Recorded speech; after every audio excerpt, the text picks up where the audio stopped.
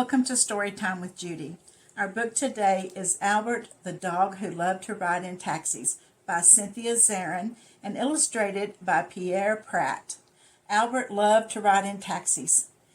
In fact, it gets him in a lot of trouble. Let's find out what it is. Albert liked to ride in taxis. Every morning he woke up filled with hope and sniffed the air for rain. If it rained, Albert knew Mrs. Crabtree might take a taxi. Nothing was worse for him than to hear the doorman say, "Nice day, Albert," when he left the building in the morning. On nice days, Mrs. Crabtree walked. Winter, spring, and fall, Albert and Mrs. Crabtree walked the children, Sam and Rebecca Crabtree, to school. They walked to the market, they walked to pick up Mr. Crabtree's shirts at the dry cleaner, and they walked in the park. When it rained, they took taxis. Once in a very great while, Mrs. Crabtree took a taxi unexpectedly. It was usually around Christmas, when she was laden with packages. "Oh, Albert," she said at such times, "I am sorry, but I don't think I can manage." To Albert, her words were the best Christmas presents of all. Sitting upright on a gaily wrapped package next to Mrs. Crabtree in the taxi, he could spot some of his friends as he rode through the park. He could see Hortense, a poodle who was nice enough but inclined to be huffy, and Malcolm, the retriever who lived around the corner. Riding past them, Albert felt like a prince. He tilted his head slightly. These holiday excursions were Albert's best times, better even than his taxi rides on rainy days when he often had to endure indignities. "Make sure that dog doesn't wet the seat, lady," the driver might snarl at Mrs. Crabtree, or worse, "no dogs." More than once Albert gazed sadly at the back of a taxi as it roared away. Of course, Albert had other pleasures.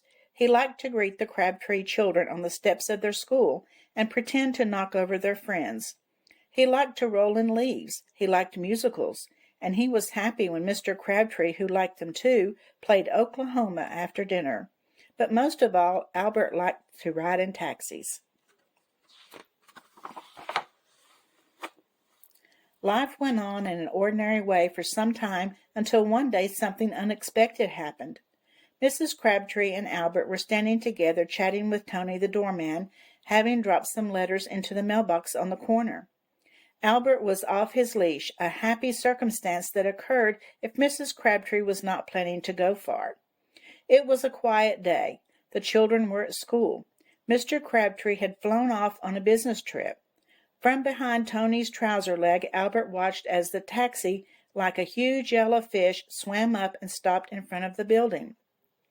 The strong foot of Mrs. Milton, who lived on the 5th floor, stepped out. Albert watched as the foot in a trance. He couldn't help himself. When the rest of Mrs. Milton got out of the taxi, Albert quickly, quietly, and with a pounding heart jumped in. No one noticed. Mrs. Crabtree went on talking to Tony. Mrs. Milton slammed the taxi's door shut, and with Albert crouched down in the back seat, the taxi pulled away. Albert had never been so excited in his life. Here was luxury. Here was freedom. Cautiously he raised his head up on his front paws and craftily sneaked a look out the window. The air was sweet. The Green Park was approaching. There, coming out of the gate, was his friend Hortense. Forgetting himself entirely, Albert barked.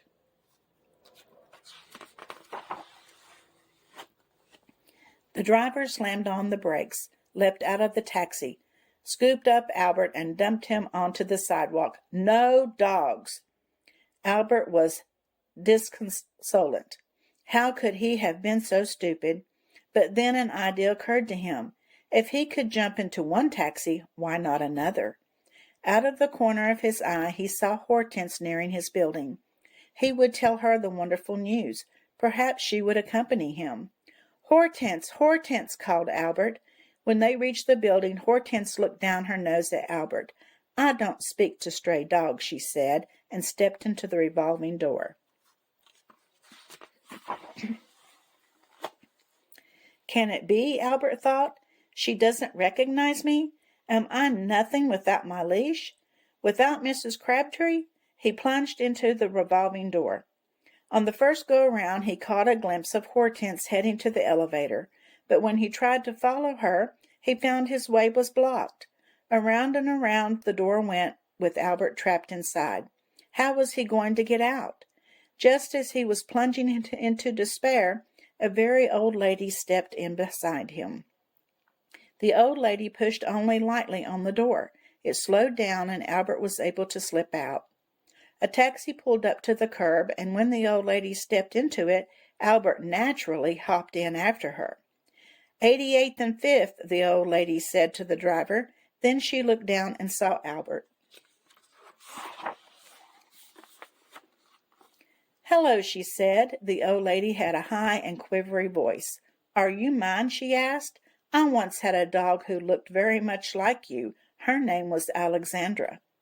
Albert opened his mouth to answer, for he had a great aunt named Alexandra, but the old lady put an admonishing finger to her lips. Shh, she said, pointing to the back of the driver's neck. He'll hear you.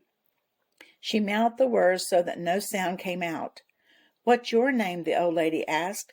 Albert told her. Ah, the old lady sighed. Albert. That was the name of my late husband. How I have missed having a companion. From her large handbag, the old lady pulled out a big straw hat. She put it on. Albert, she said, tomorrow I am going on a trip to the Kalahari Desert. Would you like to accompany me? It would be a great adventure for both of us. Albert looked back at the old lady. A great adventure indeed. Anything he saw now could happen in a taxi. The taxi pulled up to the curb. At that moment, through the window, he spotted his friend Malcolm. He was not alone. Today he was accompanied by Max the corgi, Duchess, a German shepherd, Mouse, a sheepdog, and Colette, a schnauzer from 91st Street. Their leashes were held loosely, yes, but held nonetheless by a bespectacled young man who trotted after them. Hey, Malcolm, shouted Albert, forgetting the old lady, the Kalahari, and even the taxi. The taxi window was open, and Albert jumped out. Malcolm, my old pal, cried Albert, catching up. So good to see you. You can wish me a bon voyage. I am off on a journey with my friend, who just now is packing her bags for the Kalahari. Better bring your water dish, Max smirked. Dry as a bone out there.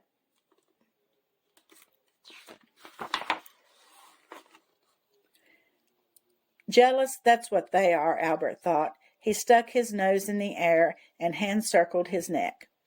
I thought it was you, said the bespectacled young man. Albert, Mrs. Crabtree must be crazy with worry. Ruff! With all his strength, Albert resisted. He jerked away from the young man and dived into the tangle of leashes he held in his hand. Bark! Woof! Bark! Colette ran one way, Malcolm another. The young man tried to run after Max, who was off his leash and crazy with happiness. Take me with you, Albert, Max shouted as Albert neatly crossed 90th Street, where, like a beacon of light, a yellow door stood open. A taxi! Escape! Shelter! Behind him the door slammed shut. Max, hard on his heels, yapped at the window. Have you lost a friend? A high voice inquired. Albert looked up. The voice belonged to a boy wearing blue jeans and a gray sweatshirt. An older boy was sitting beside him. We're going to California to visit our grandmother, the younger boy continued. Albert explained that he had been heading to the Kalahari, but California sounded equally interesting. He's not our dog, said the older boy sternly. We can't just take him. Don't be so stuffy, Horace, said the younger boy. Albert, sensing a crisis, offered the boy his paw. See, he wants to come. Please, my name is Wallace, he said to Albert as an afterthought. Albert looked out the window. They were beyond the park and driving over a big bridge. The light was soft and dusk was coming on. The city glimmered, and Albert felt his old life, the Crabtrees, Malcolm, even Tony the doorman, slipping away. He felt sad but exhilarated. He had ridden in 3 taxis in one day. He was a dog of the world. He had always known it. The taxi turned off the highway and began to drive in circles. "They won't let him on the plane," said Horace. "He's a small dog," said Wallace.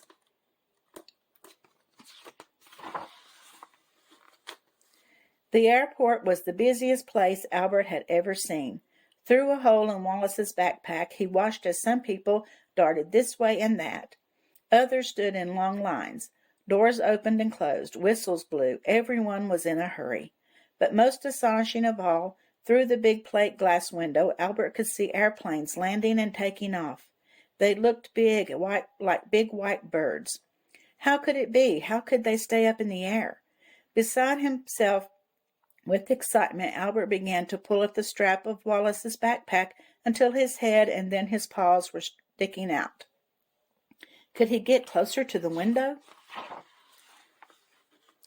Albert jumped. He hit the polished floor of the airport running. "Albert!" shouted Wallace. His voice was lost in the crowd. Albert reached the window and rushed madly back and forth, his eyes glued to the sight of the astonishing airplanes. One, he knew, would take Horace and Wallace to California. Another was waiting for the old lady to fly her to the Kalahari. He stopped for a moment in his running and sighed. He would be happy to go to either of those places. "Albert!" This time the voice was familiar. Wallace, Horace, and Mr. Crabtree were standing in a circle around him. "Is this your dog, sir?" Horace asked Mr. Crabtree. "Why, yes," said Mr. Crabtree. "Remarkable dog. Seems to have come across town and on his own to meet me at the airport." Wallace, Horace, and Albert looked at one another. "Bon voyage," said Albert. "And to you," said Wallace. Mr. Crabtree picked Albert up. He strode through the airport doors. "Remarkable," he said, shaking his head, and put up his hand to hail a taxi. 98 Riverside Drive, said Mr. Crabtree. Albert settled down for the ride. It had been a long day. Taxis are all very well, he thought to himself, but can they take you to California, to the Kalahari, to Timbuktu? Behind closed eyes, Albert started to plan. Well, Albert really loved those taxis, didn't he? He would just go everywhere in them. I hope you enjoyed the story, and don't forget to subscribe. See you tomorrow.